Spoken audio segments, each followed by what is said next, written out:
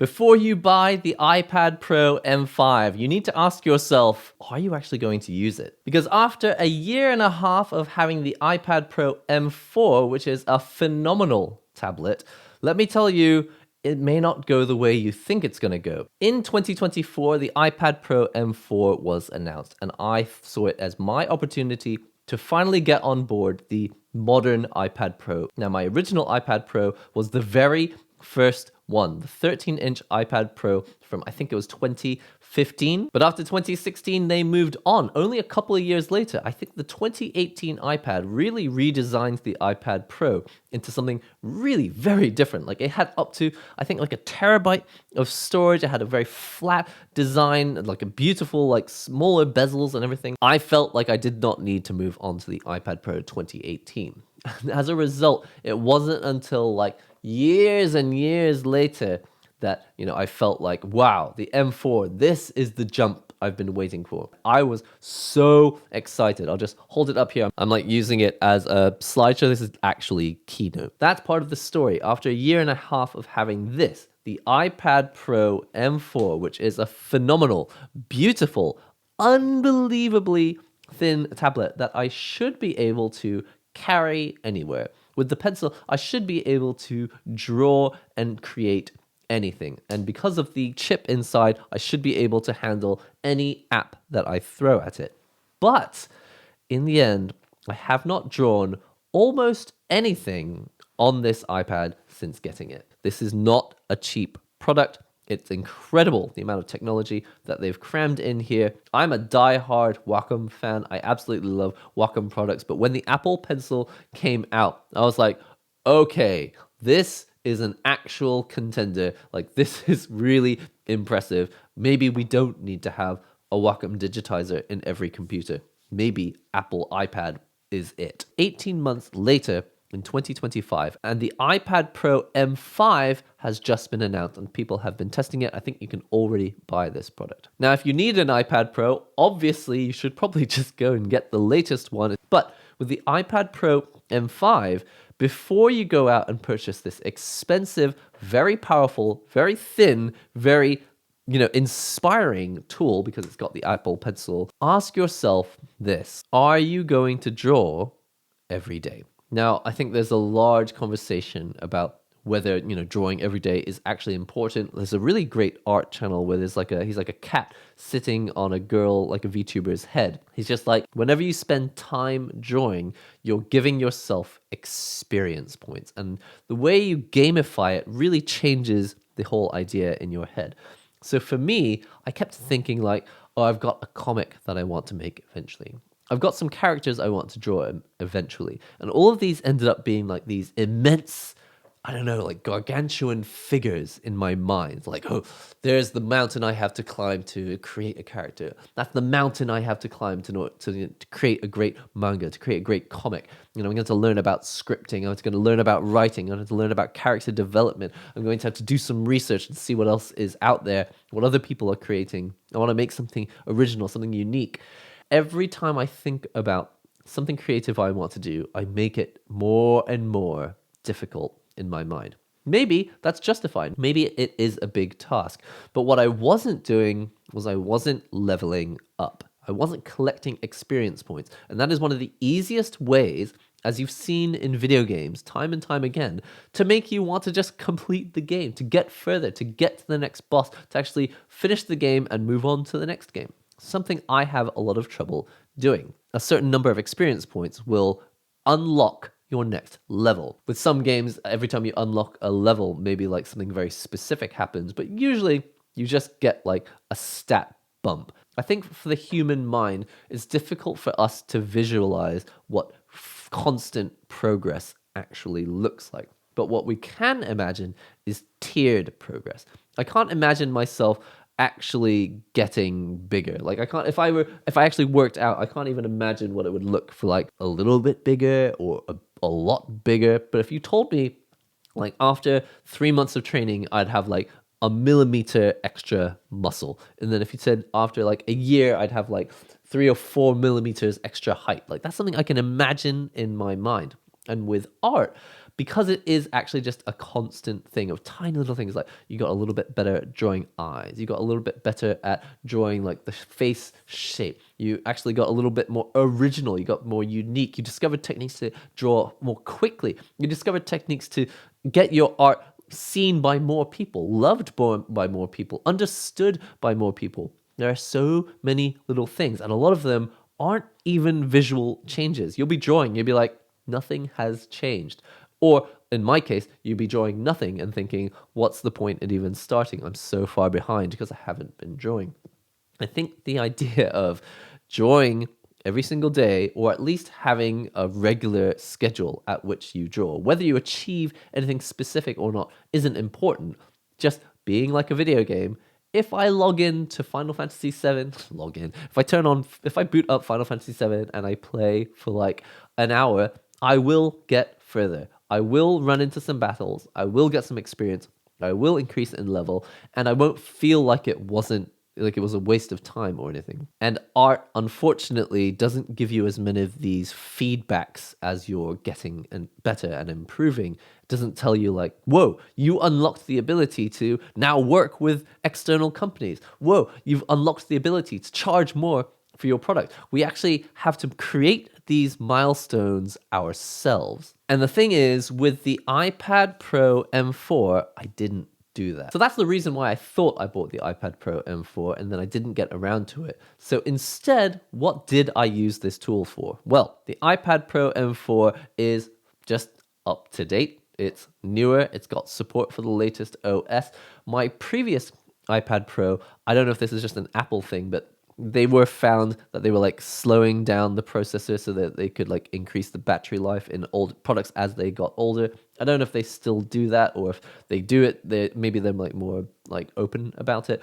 But anyway, my iPad Pro from 2015 or 2016, whenever it was, it is slower. And the main place that I feel that is in Notion, which is what I use to organize my life and also to just avoid actually doing things.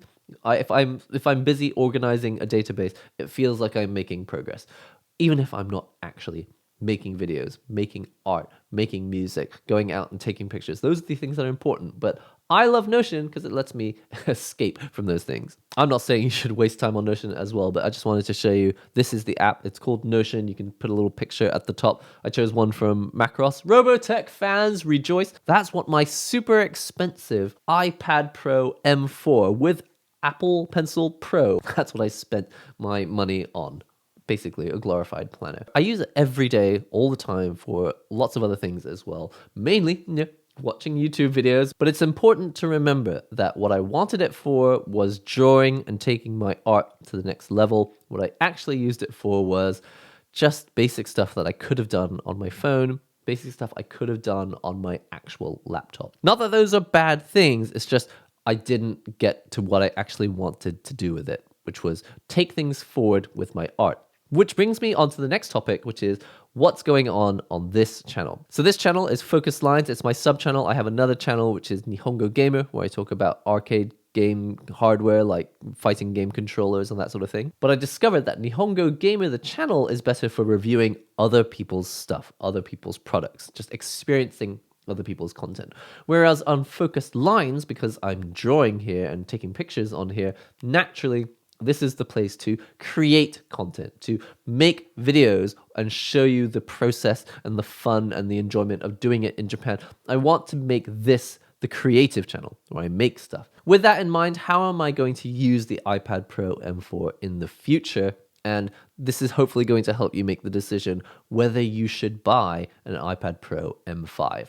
Now, personally, I think if you have an iPad Pro M4 already, it is still such a new product that I don't think there's really any need for you to get the M5 unless you do tasks that are kind of being bottlenecked at the moment. If you're on your iPad and you're like, this is just taking too long. I'm like sat in Starbucks for half an hour when really I need to export this video and get out of here right now.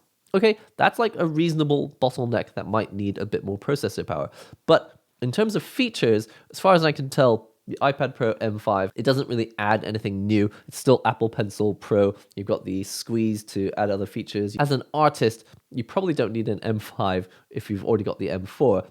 Or if you did buy the M5, you'd be putting yourself in a more pressured position to make money from your art. And I feel like we need as little of that pressure as possible when we're trying to like just focus on the actual important stuff, which is making the best art that we can.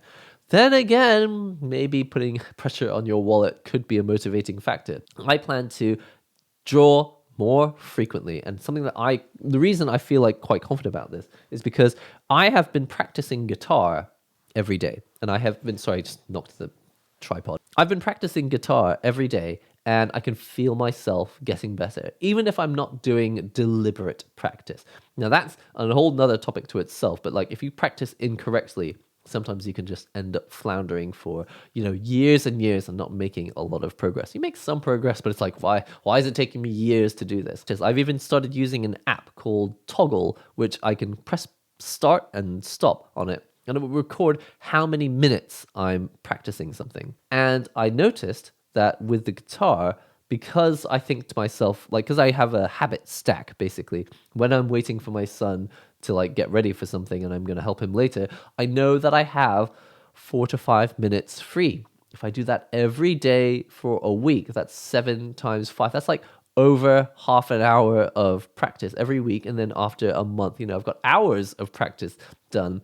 And I think that adds up. And also, just even if it's not a large amount of time, if you are focused on what you're trying to do and you're doing it frequently, it stays in your mind, as opposed to what I did with art, which is I would draw, I'd take a break for a while, forget everything, come back, be frustrated that I can't draw anymore, relearn the fundamentals, get to a point where I can draw again, and then I just kind of give up until the next time I buy a new iPad. It's just like buying an iPad doesn't actually motivate me to draw more. It does get me excited about the idea of drawing more, but that's not the same as being motivated to do it. I think doing something every day is probably the easiest way to find out whether you really want a new tool.